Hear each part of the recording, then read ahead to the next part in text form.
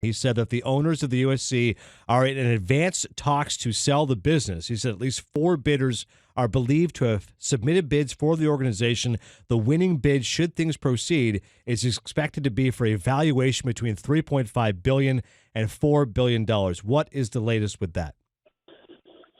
Well, the thing that bums me out about that is the rumor actually came out a couple weeks before Ravel, and it was at $6 billion.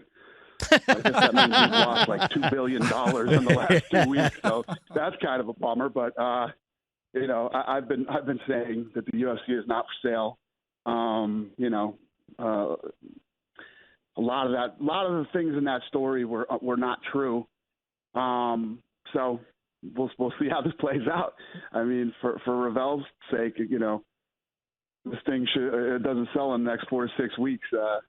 I don't know. He's going to have some explaining to do, I guess. Maybe he can get some people, though, together, right, Dana? He can come up with some $4 billion.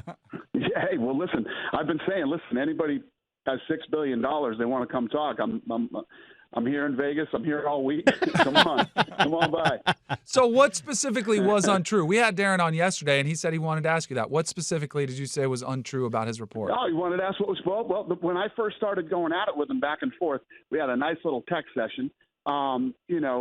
He said basically on Twitter that Goldman Sachs would be very shocked to hear we're not selling because Goldman Sachs was representing us. Goldman Sachs does not represent us.